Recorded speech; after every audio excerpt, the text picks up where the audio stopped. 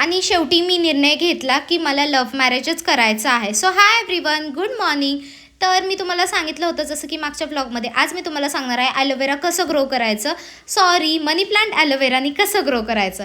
तर त्याच्या आधी मी तुम्हाला आहे ना माझी सिरीज आहे ना ती कंटिन्यू करते. तर आहे ना घरातले खूप जास्त असं लोड वगैरे टाकायचे की तू ह्याच्याशी बोलायचं नाही, किंवा कॉलेजमध्ये तुझं कोण समजलं आम्हाला असं मित्र वगैरे आहे तर आम्ही नाही का तुझ्या लग्नाचा विचार करणार, आम्हाला तसलं काही चालणार नाही, असं तसं खूप जास्त दबाव होता नाही का. एका काळी तर मला असं वाटायला लागलं की यार मी काही वागतच नाही आहे तरी पण हे असे बोलतात आहेत, तर मी जर वागले तर काय वाईट आहे ह्यामध्ये. आणि असं तसं तर माझं कृष्णावर प्रेम होतं हे त्यांना माहितीच होतं, पण त्यांना आहे ना त्या गोष्टीला त्यांचा खूप जास्त नकार होता.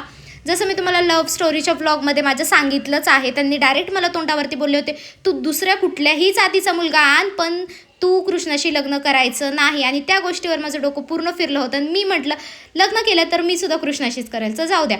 तो आता आपली सिरीज आपण बाजूला ठेवूयात. आणि आता मी तुम्हाला सांगते, जेव्हा तुम्ही आहे ना मनी प्लांटची फांदी कट करून आणाल ना, तर मनी प्लांट पहिली गोष्ट तो चोरून आणायचा असतो आणि तिथे आहे ना त्याच्या एंड आहे ना जिथून कट केला त्याच्या थोडं खाली आहे ना ॲलोवेरा लावायचा आणि त्याला पाण्यात ठेवायचं, त्यावेळेस तो ग्रो होतो छान. जर समजलं नसेल तर मी उद्याच्या ब्लॉगमध्ये डिटेलमध्ये सांगते.